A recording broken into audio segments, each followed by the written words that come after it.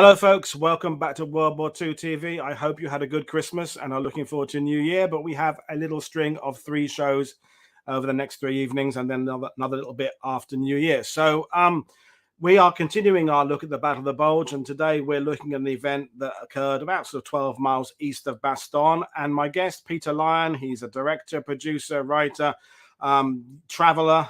He's been on a show before about his other book, but today he's talking about his story. Well, I'll let him tell us about it himself, basically. So without further ado, I'm going to introduce Peter Lyon. Good afternoon, Peter. How are you today? I'm well. How are you, my friend? I'm very well. Good Christmas? Yeah, not bad. Quiet and tame, which I'm sure many people were experiencing, but that, no harm in that either. And that was actually pretty good. And yeah, we enjoyed it. It was a good time. Yourself?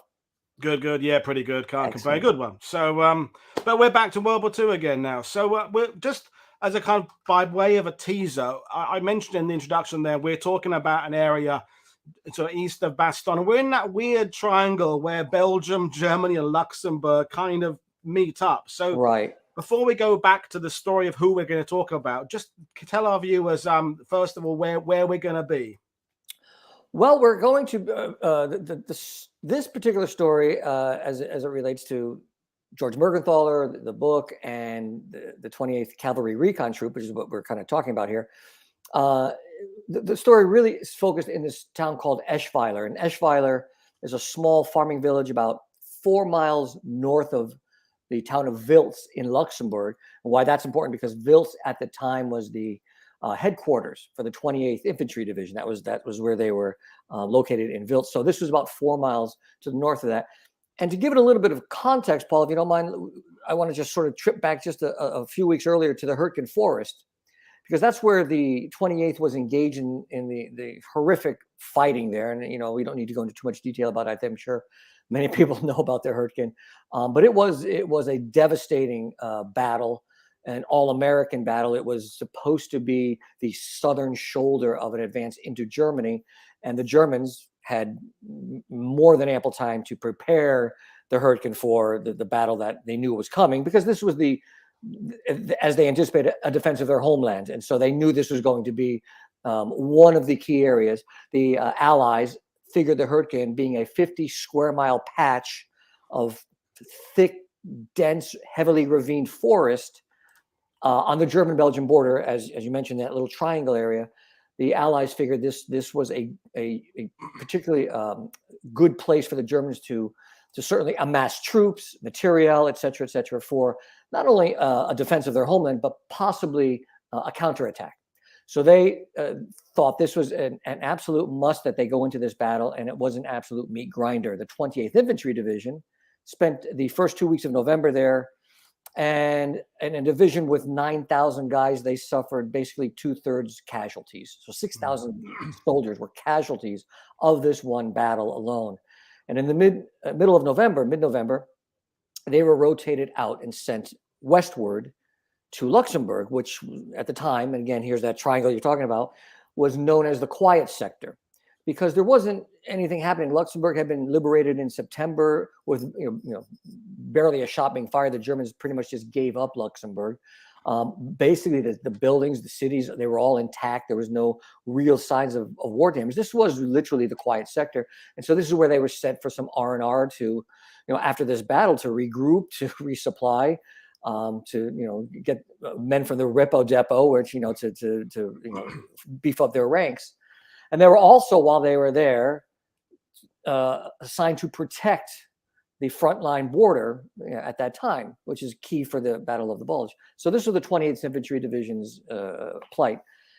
This particular group of soldiers in the 28th Cavalry Recon Troop. Now, there's a couple of 28s being tossed around there, so I just want to be clear. The 28th Cavalry Recon Troop was attached to the 28th Infantry Division. They could have been attached to the 9th Infantry, the 35th. They just happened to be the 28th. So they are actually two separate things, but they were attached to the 28th Infantry Division. And they spent their time in this small farming village of Eschweiler. And Eschweiler, again, it was a crossroads at the time, with a church at the crossroads. And if you blink, you missed it. But it was the ideal spot for some R&R following this horrific battle. And the troop entered the town, I believe it was on November 16th. And that's when they were then going to spend the next 2 weeks in that village, while again they were there to regroup. And certainly they had some light patrol duties and things to do, but it was nowhere near the hardened battle that they had just come from in the Hurtgen. And I'm glad you mentioned the fact that they've been in the Hurtgen. This is integral to the story of the 28th, because when we're talking about the units that were first in the line when the German counterattack of the Ardennes occurred, we tend to lump, I don't, but people lump the 28th in with some of those other units who are green divisions. The 28th are not at their fighting peak, but only because they've been absolutely mauled, as you said there, for several weeks. They're in bad need of rest and recuperation, but they're absolutely an experienced division. But they kind of get grouped in with the newbies, which isn't really fair. No, it's not fair at all. In fact, these were outside of the replacements that were slowly, and I mean very slowly, trickling in. They were battle-hardened veterans at this point. The problem was, because again, let's look at the decimation of their ranks. They had 2/3 casualties from that one battle, and now their assignment had them protecting the front lines. I say protecting with a third troop strength. So there were gaps in the front lines of up to a quarter mile, and the Germans knew that, and they exploited that in the beginning stage of the Battle of the Bulge. The German reconnaissance patrols were able to go right through the lines, see what was awaiting them, and then return basically unnoticed. And they were spread so thin, and that actually allowed for the German plan to as its kickoff for the Bulge. Great success. The front line. Here's the thing: is like the frontline troops of the 110th, which were up in Clairvaux, on the 109th, which were just a little bit south of that. They did their best in the opening salvos of the Bulge to beat back the German assault. But I think it's important to remember that on December 15th, 1944, when the artillery started landing, nobody really knew at that time what was happening. Yes. Clearly, there was an attack taking place. Clearly, the Germans were coming through somewhere.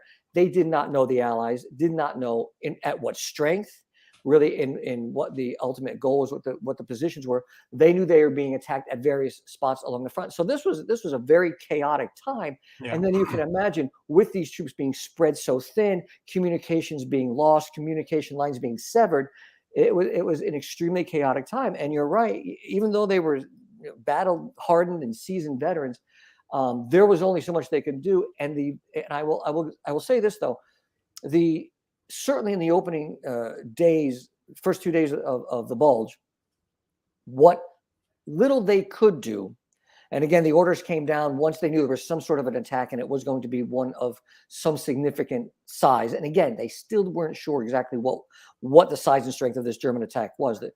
But once they realized that the Germans were pushing through, the orders came down to hold at all costs. Now that sounds, very John Wayne-esque, and yes, we're gonna hold at all costs. But there was really only so much they could do, and they were forced to retreat, fall back, or surrender. And what ended up happening, though, is that just even the bit of resistance that they could put up in towns like Clairvaux and up and down the line. And this again, we're talking like an 80-mile front. This was what resistance that they could put up against the German assault was enough to upset the German timetable, because you have to remember, this was Hitler's plan. Everything had to go precisely according to timing. And just that little bit of interruption in timing was enough to, again, cause some chaos in the German battle plan itself. And that, this itself was important. This has really been one of the recurring themes of these shows we've been doing. When Peter Caddick Adams was on kicking off this series 2 weeks ago on Monday, that there's these two things going on. Generally, the Allies are not thinking the Germans are going to mount anything massive, right? But they are possibly considering there might be something small. Something small could always happen. And so I'm supposing that in this situation, they're reacting to something they think is quite small. So that's why the hold until kind of last stand seems kind of viable if you think it's something small.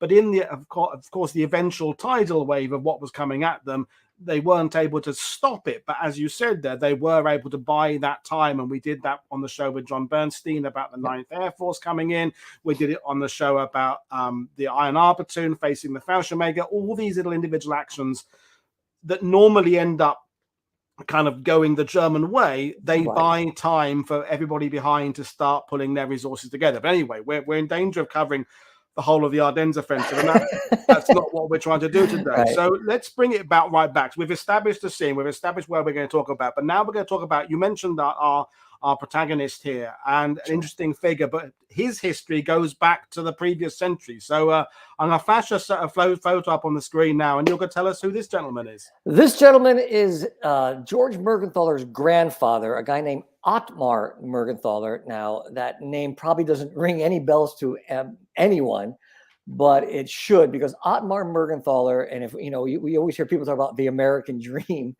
wasn't a German immigrant, and he came to the United States in the mid 1800s. He was an incredibly gifted engineer, a mechanical engineer, not by training, but just by happenstance. He had an incredible mind, where he could look at a piece of machinery, didn't matter what it was, and he could immediately look at it as a collection of its parts versus just a bunch of different parts. He could look at it as a whole and would be able to tell you why it worked, why it didn't work, how to make it work better, and so forth and so on. And in that vein, he was quite popular as a draftsman, because at the time, the Industrial Revolution, everybody wanted to get inventions made and everything like that. And so Ottmar Mergenthaler was a highly respected draftsman, because he could draw up plans, and of course, to patent any invention, you needed a plan.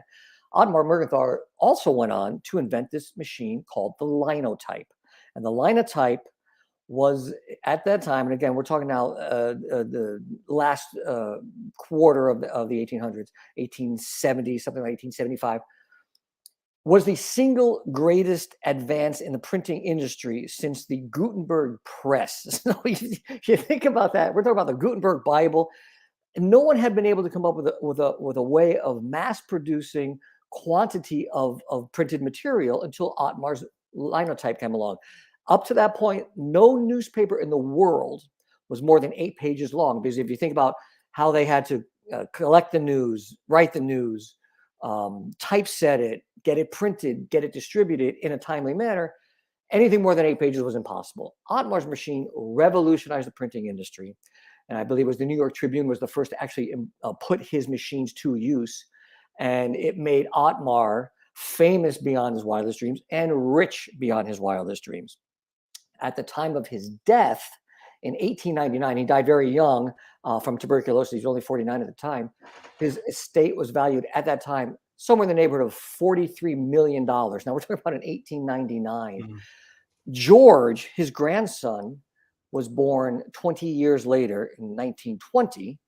And so you can imagine how much of that estate, how much of that fortune accumulated over those 20 years.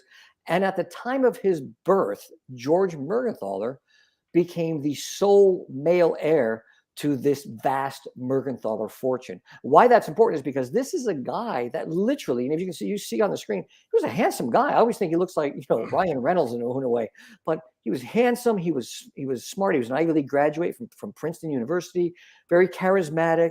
There wasn't anybody that didn't like him. He was a gifted athlete. He spoke fluent German, because he grew up with his father and his grandmother speaking German to him all the time, and he spoke French as well.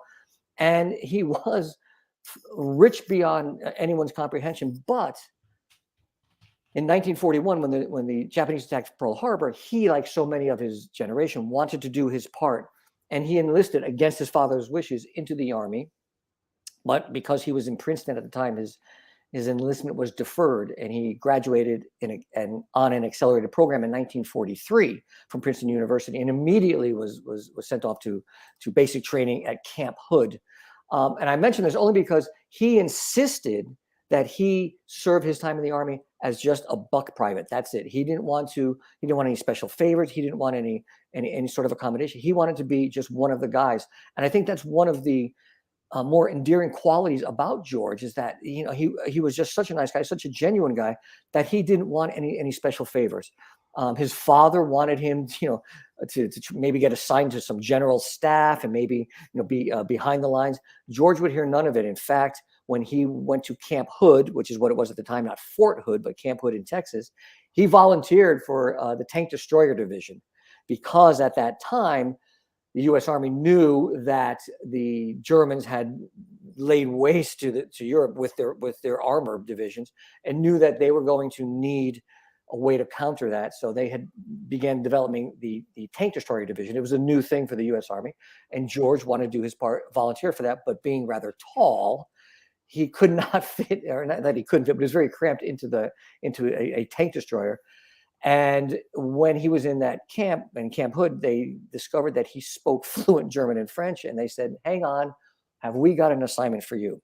And they immediately assigned him to a reconnaissance troop, the 28th Cavalry Reconnaissance Troop, because that's where they figured he would be best used because of his language skills, because he was also, again, an Ivy League school graduate that everybody knew should have probably been an officer, but wasn't.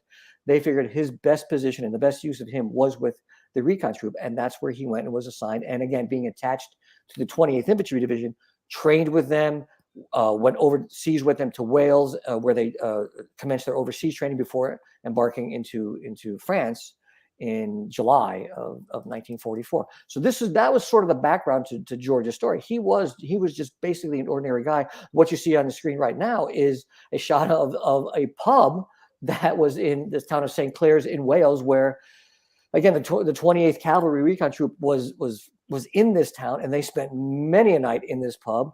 And you know, there are actually carvings in amongst on some of the tables that are still there, where you can see all the GIs sort of left their mark in the town. But this is just one of the elements that made George so popular, is simply because, like many of the men of the 20th Infantry Division, some of them had relatives that actually came from Wales, and so they were endearing by the Welsh people, and so they embraced them. And George, however, came from a German background, and his name, Mergenthaler, everybody knew he was German, everybody knew he spoke German. In fact, when he was in Wales at the time, he was actually, again, you have to remember, here's this buck private that was then asked to teach German phrases in anticipation of the invasion to officers once they got over. So he was actually holding German classes to officers in Wales at the time, just because he was, you know, that's who he was. And he would also teach, you know, the other troop members as well. I think what's interesting about George is that because he could speak fluent German and was part of a recon troop. Now, recon, Paul, if you don't mind, I just want just a little bit of detail on the recon troop, because they were always out on point. They were always the first to encounter the enemy. Their assignment was not necessarily to engage the enemy. This is the 28th Cavalry Recon Troop in St. Clair's, in Pennycode Mansion is where this photo was taken. And if you want to squint and look at all the way to the back row, upper right, oh yeah, that's George standing right there. You can tell he's the tall one sticking out from the right side there by the window. But they were always the first to engage the enemy. Their job was not to do battle with the enemy, but more so to assess where their location was, their troop strength, and then relay that information back to headquarters, where the divisional headquarters, where they can then reassess or adjust battle plans on the fly. And just to interrupt you a bit, yeah, Peter, because I can ramble all day. So I'm loving what you're saying. And I'm just reminding you, this is connecting to the wonderful show we did last week with Bill Nance about the cavalry groups that were attached at corps level, because recon is an art, isn't it? And you've sowed the seeds here about him speaking German and French and kind of being able to kind of move around and see different places, because when we think of aerial reconnaissance as being a wonderful tool, it's a very scientific, it's a very precise, it's a binary kind of application. You can see in the photo what's there. The art of recon is about taking what you see, what you hear, speaking to the local people, getting a sense of things. And Absolutely. That's the ability that to be good at that, you've got to be kind of a people person. You've got to be able to see things around you, and you've got to be able to kind of just make judgments about what you're seeing. And so we can carry on that, but I want to just backpedal a little bit without going down two rabbit holes. One rabbit hole is you're talking to someone who at 16 did an apprenticeship in printing and letterpress. So I could do a whole rabbit hole about linotype and printing, which we won't, because this is World War II. It's not for that, right? Another time. But the other point I want to make is that, you know, when I've taken modern servicemen out, you know, on tours in recent years, you know, the comment I often make is that millionaires' sons and senators' sons don't go to war these days. And I know that's a sweeping generalization. I'm sure people can think of examples where they do. And of course, but back in World War II, senators' sons did go to war, millionaires' sons did volunteer, and the same applies with the American or British or Canadian.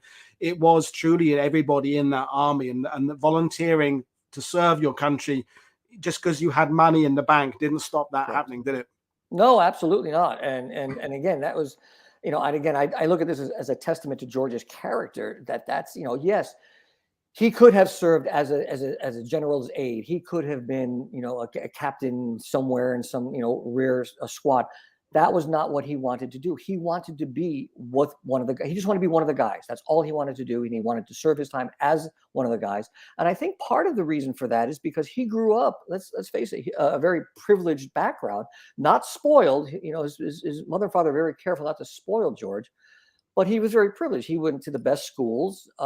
He traveled frequently with his father. He was very worldly. In fact, he had been to Germany when he was very young to meet his cousins. And if you think about that, he still had relatives in Germany while he was in country fighting the Germans. So he had a very interesting, I don't want to say guilty streak, but he was very affected by the fact that, his family, for all he knew, or his distant cousins or whatever, could have been Nazis. He didn't know, but he knew that that was a possibility. And of course, his name, as I say in the book, billboarded his heritage.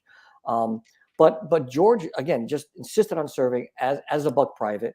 The photo you see here, this is it's George on the left with two of his squad mates. The guy on the right is Cletus Lafond, who was his best buddy in the recon troop. And the guy in the middle is Charles Stansbury, who was if these guys were the Three Musketeers when it came to the 28th Recon headquarters troop. Interestingly enough, when they were in Eschweiler, George and Cletus were bunkmates in the parsonage of the church in town, because the priest, a guy named Father Bodson, looked at George as almost like his long lost brother, and George the same, because they had so much in common. They loved to play chess, they loved music, et cetera, et cetera. And again, George could speak German, so they spoke together all the time. He took meals in his home and all this kind of stuff. And they offered the priest offered these guys the parsonage as a place to billet while they were in town, and not being too far from the rest of the headquarters troop, it was approved, and so they ended up staying in the church, basically the church rectory, while they were there. But again, that was a testament to George's character. And when we talk about getting back to the recon troop, you're absolutely right. The on the ground intel is so key, and George was so pivotal in being able to interpret that. They would often go into a town and meet, encounter Germans, would capture Germans, and George would interrogate them on the spot, and in doing so would be able to glean information, yes, to certainly send back to headquarters where further interrogations would take place, but also to ensure the safety of his fellow soldiers, because they were able to say, he was able to communicate with the Germans in fluent German, that what was happening, and was able to avoid potential problems for the recon troop. Again, important to note, they were always out in front, always ahead of the infantry, ahead of the main fighting force, because their job was to locate the enemy and assess strength and position. And there was a couple of interesting stories about that too, if I may. There's one instance where George and the troop are going through a town in Belgium, and the Germans are in full retreat at this point. They're pulling back through Belgium, through Luxembourg, and the Germans had left troops behind to sort of cover the withdrawal, and the German troops left behind were to basically do what they can to put up a resistance to fight the advancing Allied troops. So George is in the command jeep, and which was like the second or third in the line as they were going through this one town. And as they approach a crossroads, the Germans just opened fire. And what immediately struck George and pretty much everybody else was the fact that the fire was ineffective. It was at such a distance and such a range that it made no sense to them. Why would they have opened up and revealed themselves so early when they could obviously let the recon troop completely come in closer and ambush them? Well, it turns out that these Germans that were left behind to cover the withdrawal suddenly realized that, wait a second, we're being the sacrificial lambs here to cover the retreat.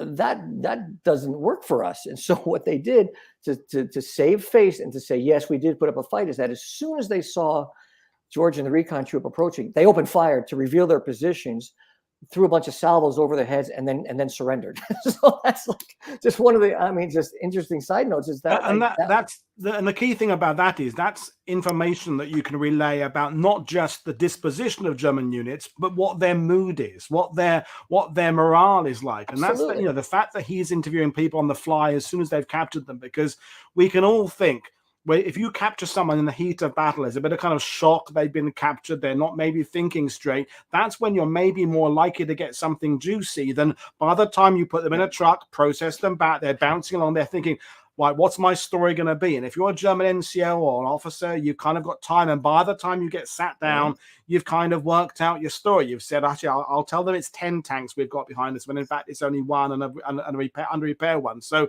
the idea about getting stuff right there on the ground immediately in that first situation, that's really invaluable intel that you kind of can't replicate, as I said, with aerial photos, and that's that ability that these units would have had. And it's not just reading the ground, it's reading the people, reading the mood, reading everything, so you can then layer that with the information you're getting from aerial intelligence, with the information you're getting from Ultra, all those layers the Allies have at their disposal, so that the people behind can then build up an accurate picture. So brilliant stuff, Peter.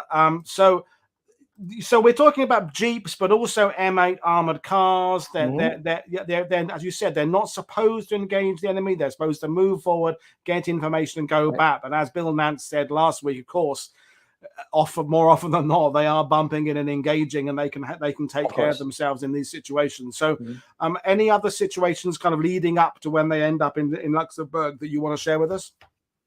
I would say that one of the interesting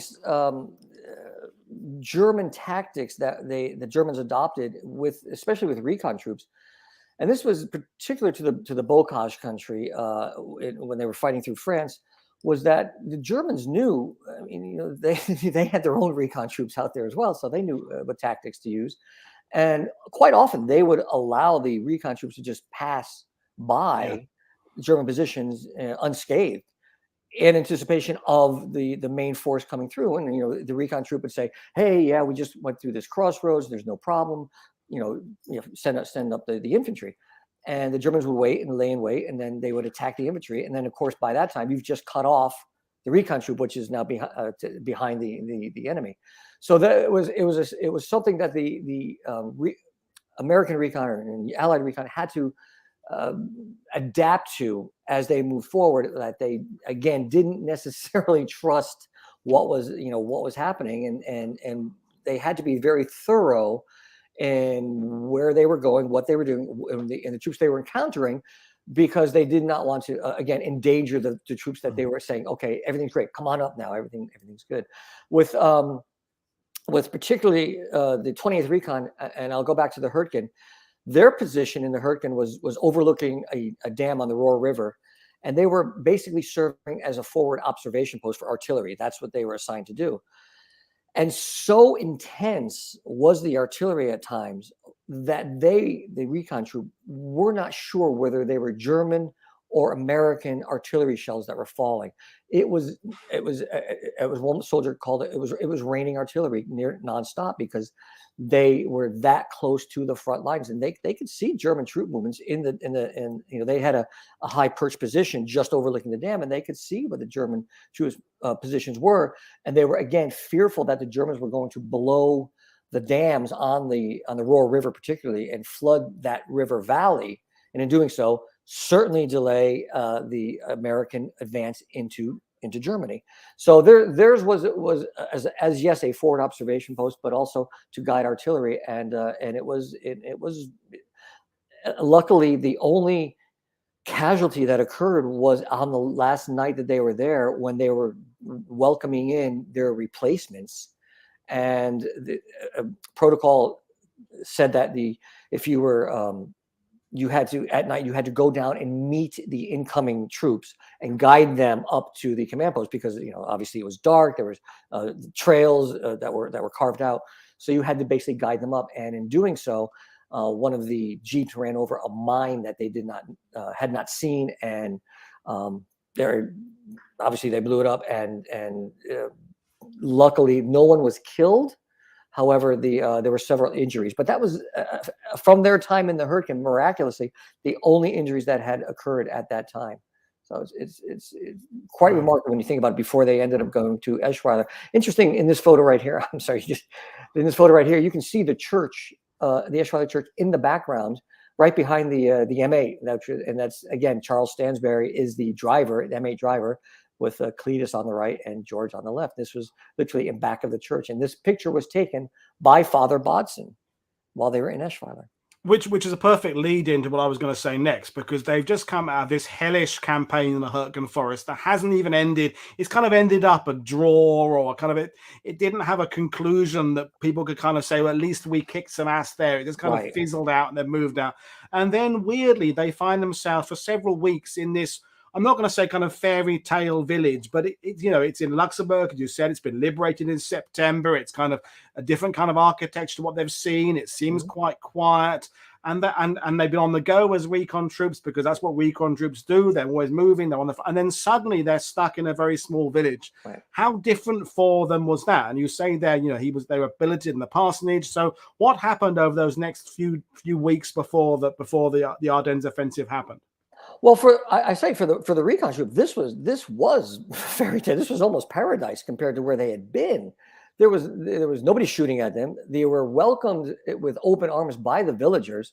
You have to remember the Luxembourg people despised the Germans, and when they were liberated in September of 1944, the Americans were heroes to them. So here they had a chance to basically share their lives with these American soldiers, and they did so. And the Americans shared with them whatever they could. And you have to remember, with the ravages of war, there was not a lot of food and medical supplies around and things like that.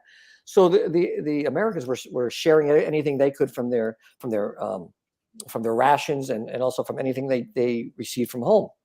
Particularly George, because George would constantly write to his mother, and his mother was always sending him baked goods and things like that. And so George would always share with not only the troop, but the people in the village, especially the children in the town of Eschweiler. And again, he became almost one of the villagers almost looked at George as being one of their own, because yes, they could communicate. They even had George write out little crib notes for the GIs and for the villagers, I will trade you eggs for beer. I will, and he would write these phrases down so that they could communicate, the other GIs, with the villagers and vice versa.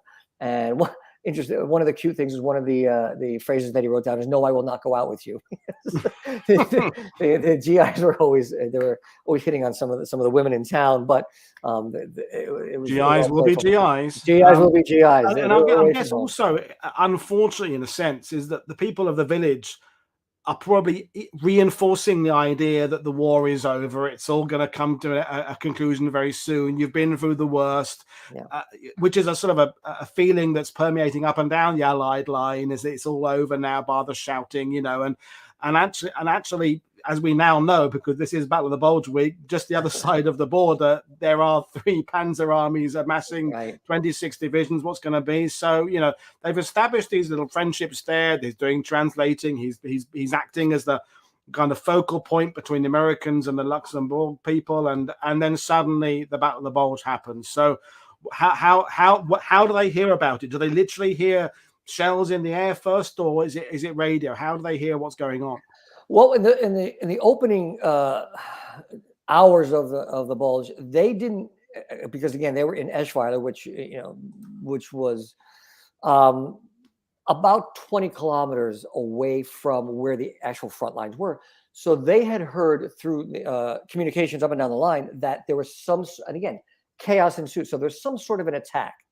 Didn't know the strength, didn't know exactly where it was happening, but they knew there was an attack. They knew that Clairvaux was under some kind of attack. And in fact, headquarters in Wiltz called upon the recon troop to send a platoon up there to see what was happening, because they had lost communications with the 110th up in Clairvaux. So they wanted to find out what was going on. So they sent a recon troop platoon up there to assess what was going on. And as they reached the outskirts of Clairvaux, this platoon did, they were immediately fired upon by the Germans, who by this time had pretty much taken control of the town. And they blew up one of the jeeps, the lead jeeps. The rest of the troop turned around and hightailed it out of there and came right back to Eschweiler and reported back to headquarters that yes, Clairvaux is under attack. They have fallen, and this is now how they began to realize the severity of the attack. That oh my, Clairvaux is gone, and Clairvaux was very important to the Germans because Clairvaux there sits along the Clair River, and there are two bridges that are strong enough and wide enough to support German armor. So Clairvaux was a very key part of this battle plan because they needed to take the town of Clairvaux, to use those bridges to get armor across and then access one of the only flat or relatively flat paved roads through the Ardennes that led to Bastogne, because as we know from Battle of the Bulge, Bastogne being the key to one of the keys to the German battle plans. So Clairvaux was absolutely crucial to the Germans to do this. So once the recon troop platoon returned and they realized that they lost Clairvaux, suddenly they realized the severity of the attack. The headquarters in Wiltz was now beginning to be evacuated, both in civilians and wounded personnel, and it was clear that they were going to have to pull back. They did not know how far. The original plan was for everybody to pull back to Bastogne. And so, again, the word went up another line. Now we're talking about December 17th, going into the 18th of 1944, that the word went up another line to hold at all costs, because they needed to protect the headquarters withdrawal from Wiltz. And that was the order that went out to the recon troop in Eschweiler: hold Eschweiler at all costs. So they did. They held out, even though they could see the Germans were approaching. They could see by this time the gray coats in the woods, and the artillery was falling. Their M8s were now positioned on the road leading into town and sending returning fire into the woods to try to hold the Germans at bay. And interesting, Eschweiler only really has two ways into the town. There's a third spur that goes off the road, so there were really only like one way in, two ways out, and they had those positions covered. And we're holding back and beating back the Germans as much as they could throughout the night of the 17th and into the 18th. But on the morning of the 18th, or afternoon of the 18th, I should say, as the weather began to deteriorate, mind you, they realized they could not hold the town. They had lost the northern shoulder of the road. They were beginning to be encircled by the Germans, and it really was clear that they needed to leave when they did. So they hastily formed this convoy of about 6 vehicles, half tracks, jeeps, M8s, to get out of Eschweiler by the only road they could, with the orders being, now come protect the withdrawal from Wiltz. And that was their orders. And knowing that they were going to leave Eschweiler and abandon it, they had helped all the civilians out of town. Now they were going to retreat back down south to help the withdrawal from Wiltz. And it's interesting, just to interrupt, we can connect this with what John Bernstein said about the 9th Air Force, because they had been operational on the 17th or 16th and 17th, and 18th things start to turn again. Right. And as the weather sets in, it's one of those little bumps that kind of slows the Allied response down and gives the Germans a little bit of a gain again before it then opens up. And the Battle of the Bulge has these kind of up and down moments there. Sure. But this is a Google Earth image I pulled today. So the village is in the top right corner there, and Wiltz is in the bottom left corner. So that road running diagonally top right to bottom left is the road we're talking about. This is the pulling back to where the headquarters are. So 6 vehicles coming down this road. So I'll hand it back to you for the story. Right, and what's key here is that on this particular road, as you leave Eschweiler, it pretty much winds through open farmlands, and you can see on this image, it's all flat open land. However, it does reach a point just before a crossroads where you would then take a right to go down to Wiltz. The road is basically surrounded by a stand of trees, and that's where the recon troop was heading. They were heading into this stand of trees. They had gone through the open road. This is actually the road just down from Eschweiler, and it's important. This is actually important to note because there's a steep berm as you're looking at this image. To the left, it slopes down, and to the right, it slopes up. And this at that time was basically tree lined, and it still is actually. But when you come down to this stand of trees, or you come down through the open fields into this tree lined road, this is the cover. And as you go down past this building, which is Cafe Halt, which is right there, this was the intersection they were getting to. If you continued to the right there, you'd end up going down towards Wiltz. As they made the turn into this stand of trees, it was only maybe about 20 yards into it that they realized this intersection was blocked by a German tank. And they could see that the Germans were in the woods. And at that point, the Germans opened fire with mortar rounds. They took out the rear vehicle first, believe it or not. So now they cut off any escape route. And with that, as soon as the lead vehicle saw the tank, it swerved and drove into the ditch, basically. And so now they're blocked forward and backward, and they were trapped. They could not leave. And everybody scrambled out of their vehicles so quickly that most of them forgot their weapons. They were still in the vehicles. And now the Germans basically had them pinned down, and they were and advancing up that sloped road that we were talking about. And the Americans knew at that point they were trapped. Their only choices were surrender or death at that point. And George, seeing this, realized he had to do something. He wanted to do something. He was in the command jeep, and there was a 50 caliber machine gun mounted in that command jeep. He jumped up, cycled the action, and then just began spraying that as he saw that slope, that downward slope, with machine gun fire to hold the Germans at bay long enough to allow the rest of the recon troop soldiers to scurry that upslope. Now, important to remember, there was probably another 20 yards, 15, 20 yards of open field before they hit more trees on that road. Or off to the side. So it was important that George laid down the suppressing fire to allow those recon troop soldiers time enough to get into those trees. And you can see it clearly on this image, just to the left of that little yellow mark. That's where those trees they were heading to. So he was doing that. He was laying down suppressing fire. The Germans really couldn't do much about it. They tried to return fire, but again, they were sort of pinned down in this berm. And then the machine gun jams. And at that point, they'd allowed the Germans to sort of advance up onto George. They began firing at him, and somehow miraculously were missing him. The few soldiers who had weapons began to return fire to give George some cover and allow him to clear the jam in the machine gun, which he did, and was able to rethread a ribbon of ammo and began pumping more suppressing fire back into to those trees, as you see again on the left there, and again keeping the Germans pinned down. He yelled to the rest of the troop to make a break for it, and they did, and they all ended up getting into the woods. And some of the veterans that I spoke to said they could hear and feel the bullets passing their head as they went by, as they were running. So I mean, there was no guarantees they were going to get out of there, but because of George, and this is an interesting photo with Cafe Hall. If I just take 1 second here, if you look to the right, you see the road. You can see the heavily tree-lined road as it exists today, which is not. I mean, it's not much different than it was back then. And to the right is where the Germans were coming up the hillside. Suddenly, the machine gun jams again. George tries to clear it, but this time a German soldier had crawled up along the berm and raised up and fired and basically cut George down. And he tumbled out of the Jeep and was not killed then, though. Did not die then. He was wounded badly, perhaps mortally, but he didn't die then.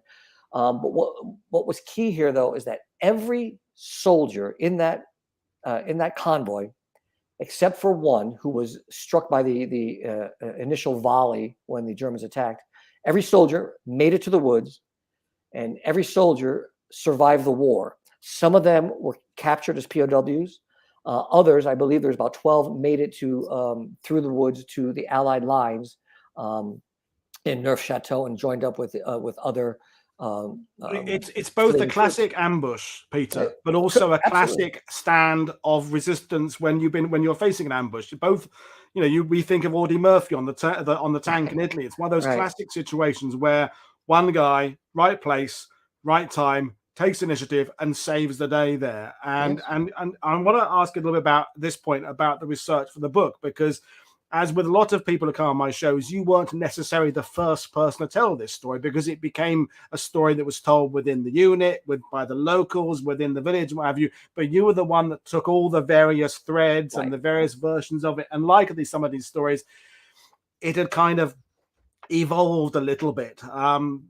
So at one point they think he's dead, don't they? But we're going to be clear now. He was wounded, but he wasn't dead outright. But some of the survivors thought he'd been killed.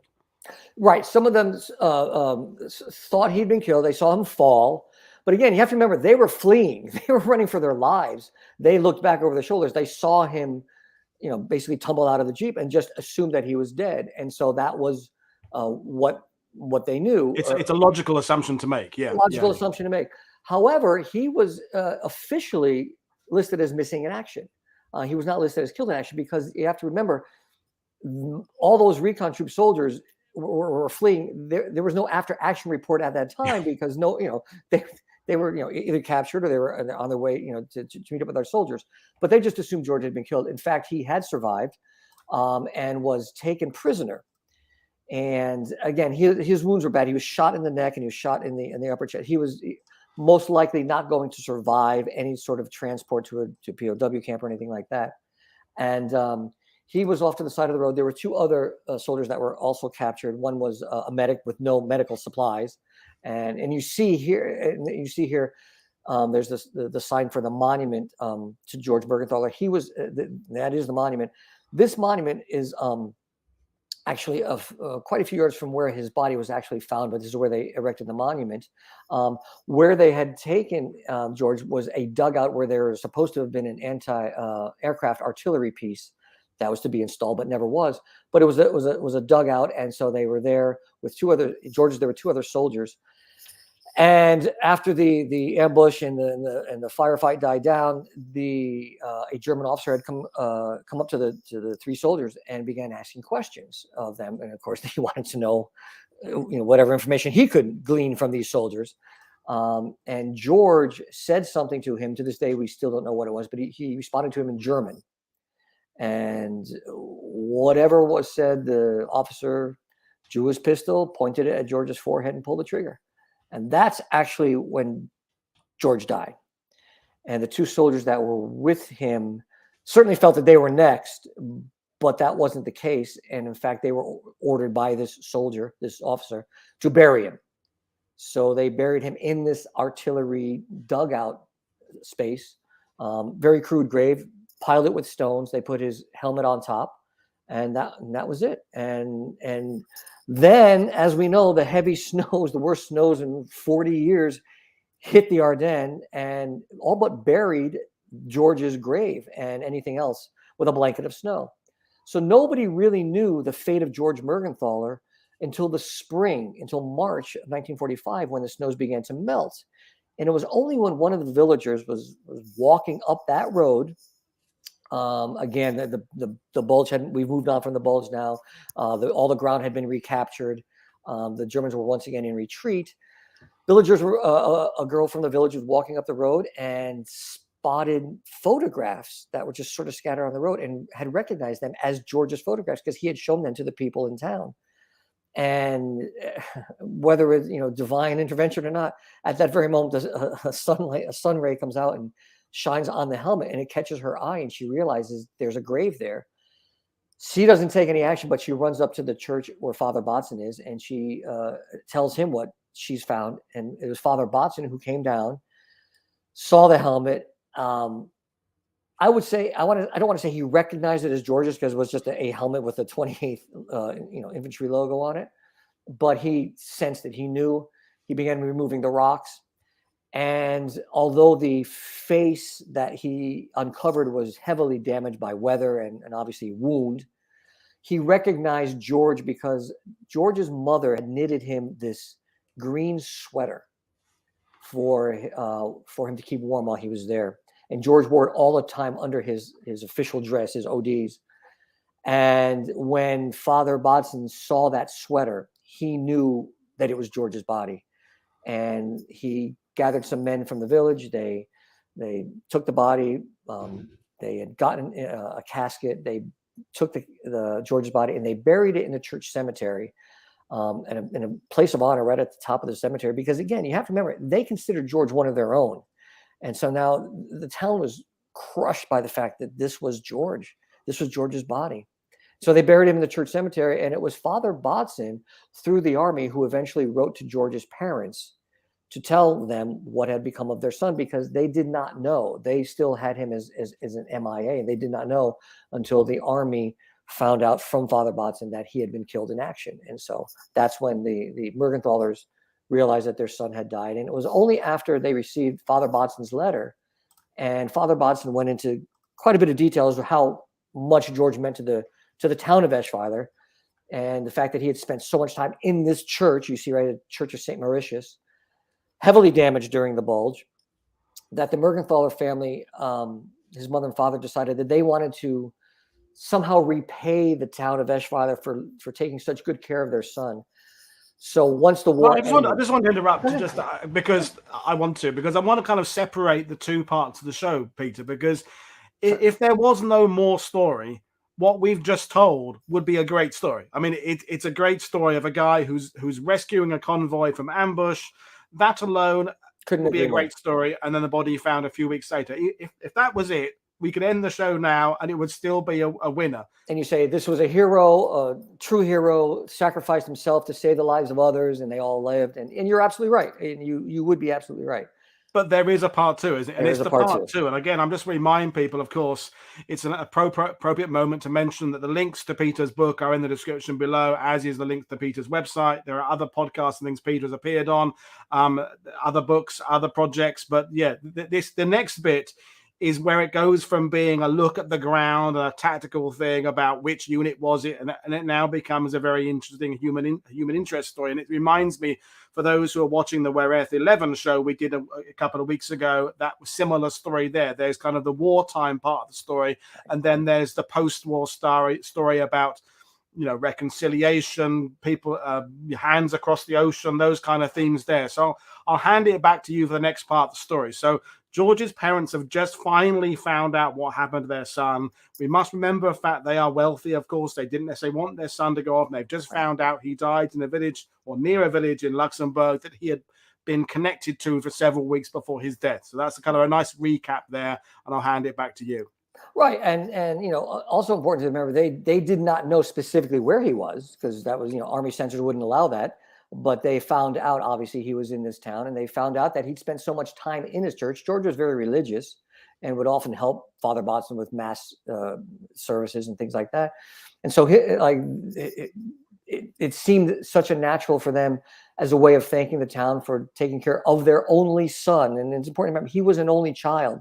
The Mergenthalers tried to have, for 10 years, to have a child, and before George came along.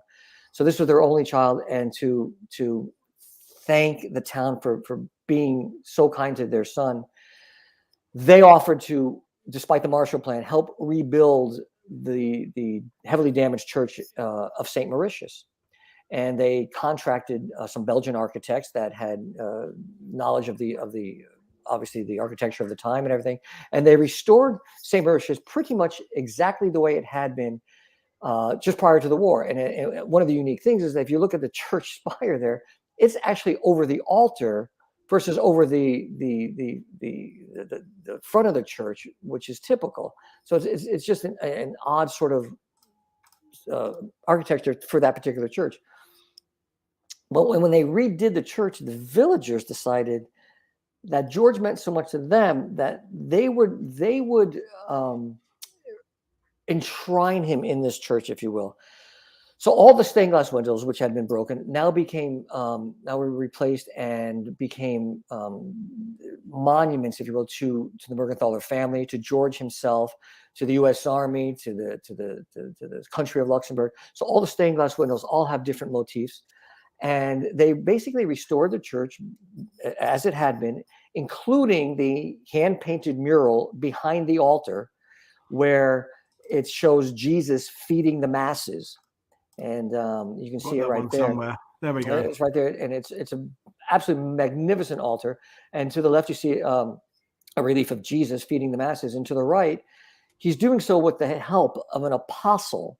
And that apostle is dressed in army fatigues and bearing the likeness of George Mergenthaler.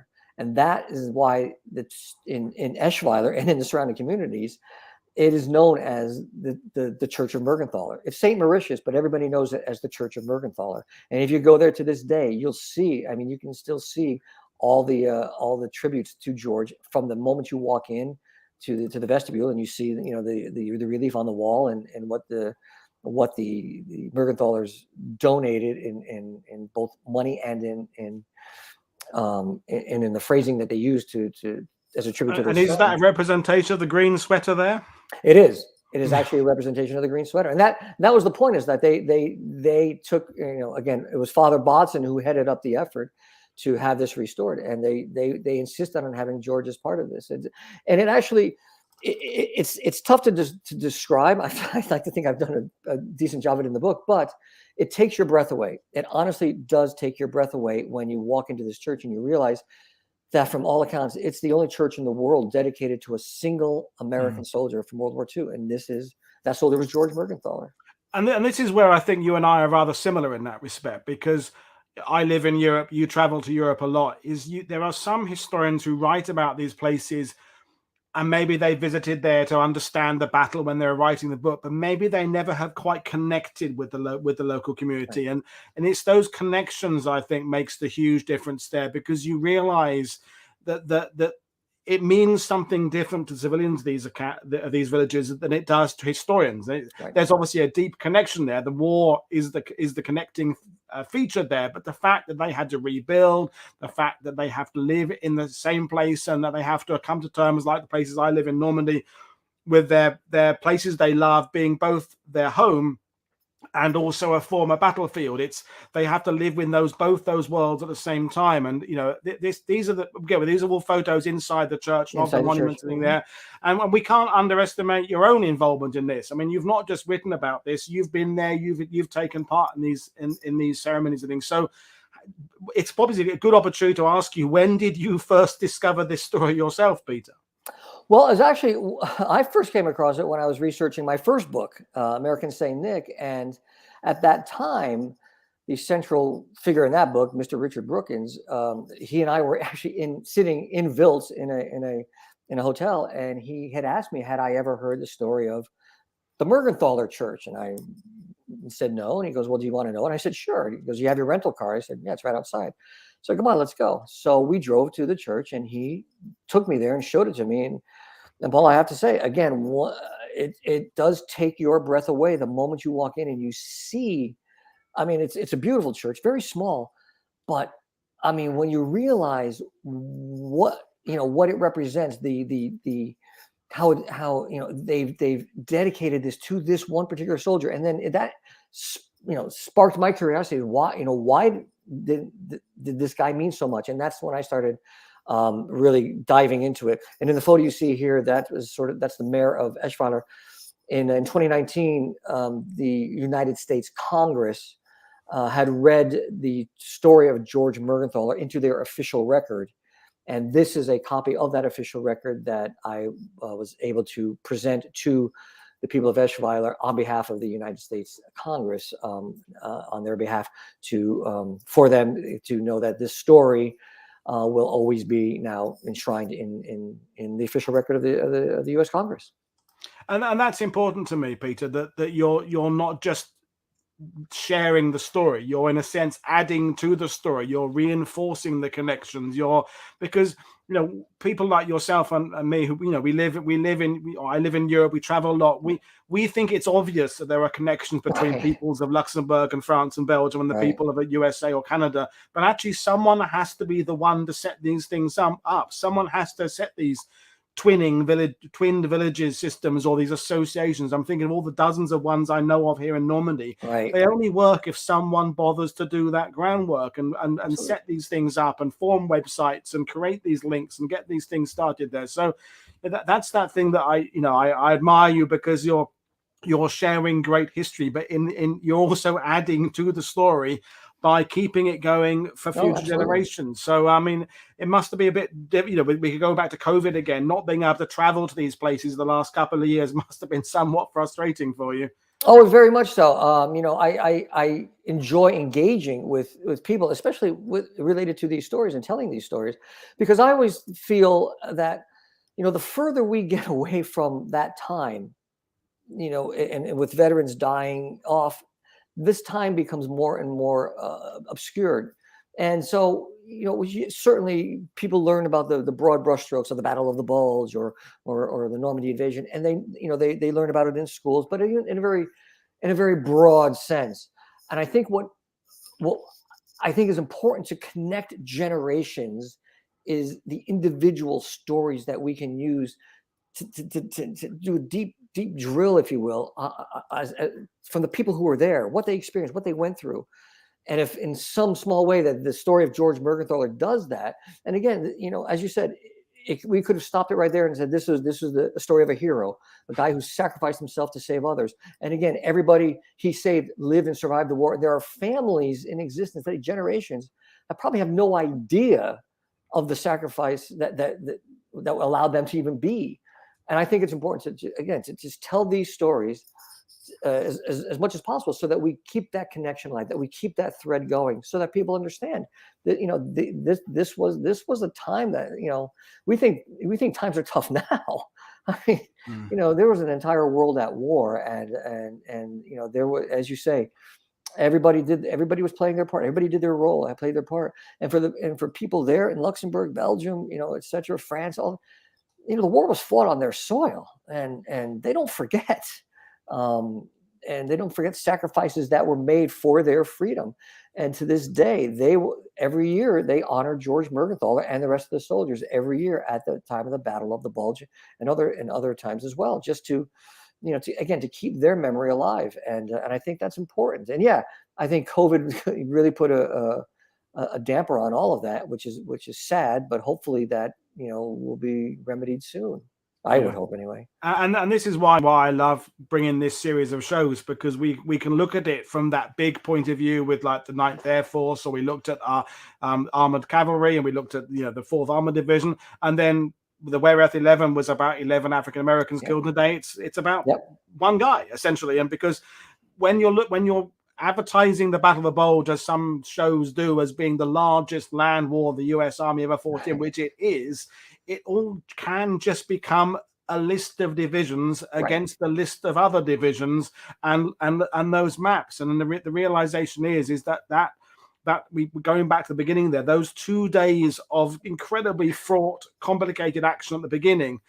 How much did this action have a connection that then connected to Bastogne, that connected to Houffalize, to Saint-Vith, all those other places there, and also now is part of the village, their own history there, taking it forward for another generation, as you said yourself. So we had the question there about, there is obviously an annual ceremony there for the people there as well.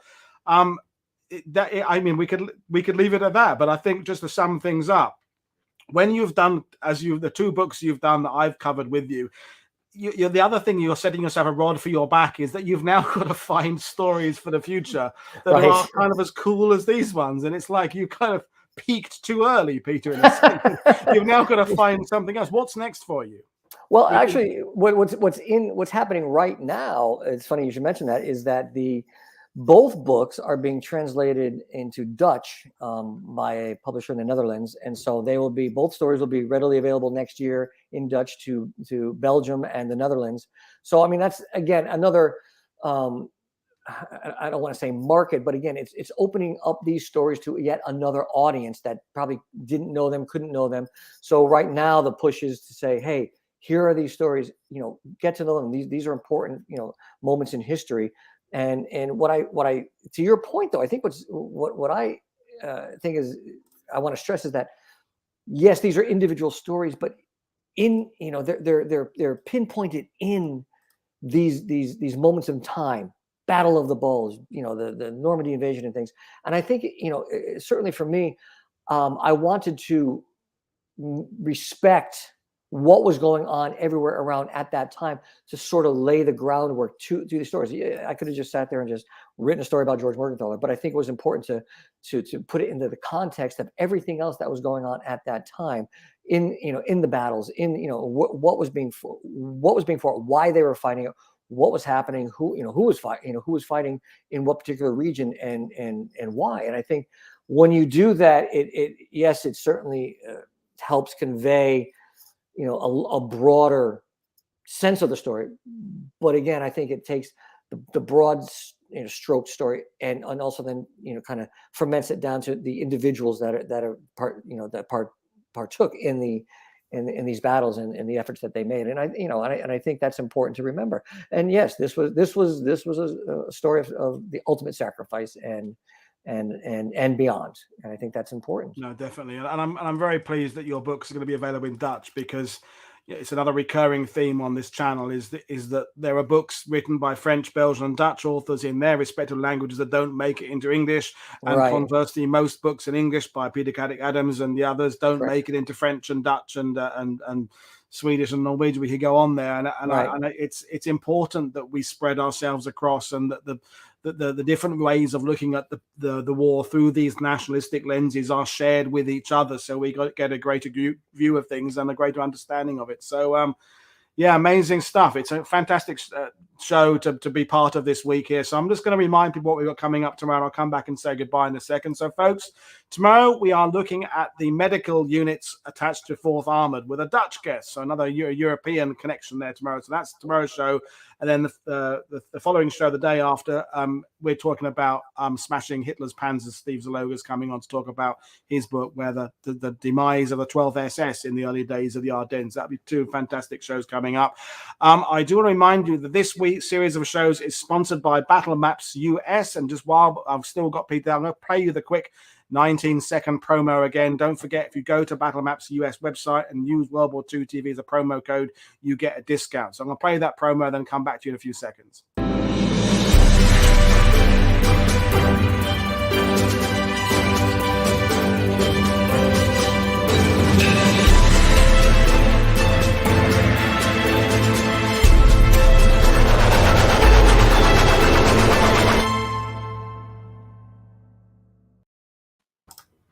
Brilliant stuff. So that's a reminder there. So Peter, I can't wait to finally one day we can hoist the beer together, either in this country or Luxembourg or Belgium or somewhere. And you're welcome to come back anytime when you uncover another classic story. You had someone ask about, do you know anything about the 28th Division Band in Wiltz? Yes, as a matter of fact, I do. They were the boogie something. I can't remember now. Text my memory, yes, but actually the band when they were in Wiltz, and again this goes back to the hold at all costs. They put down their instruments and they picked up their rifles, and they became frontline infantry during the Bulge to protect the withdrawal from Wiltz. And there is a monument to the band in Wiltz. It's funny because Wiltz is such a small town, and yet it's littered with monuments to those who fought there. And the 28th Infantry Division band was there, and that was one of the famous side stories, was that they were tapped to basically defend the town and cover the withdrawal.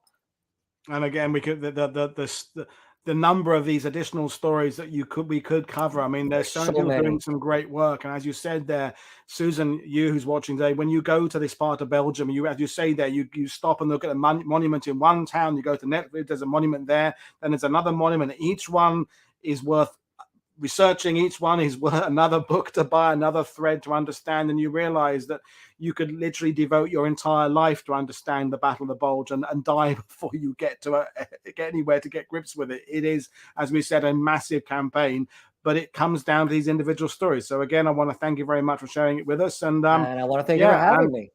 Brilliant. Well, we will see you again sometime. So folks, this is Paul Woodhouse for World War II TV. I will see you all again the same time tomorrow evening, 7 p.m. UK time. As always, don't forget to share what we're doing on Twitter. Encourage your friends to join the channel. consider becoming either a member on YouTube or a patron. And if not, just share the word. And as always, the links to the book is in the description below. Please consider buying it from the link there, so I make a little bit of a commission and Peter makes the big commission. So that'll be great. So there we are. So Peter, good evening. Happy New Year to you. And I'll speak to you in the new year sometime. Cheers, Paul. Everybody. Thanks for watching. Bye.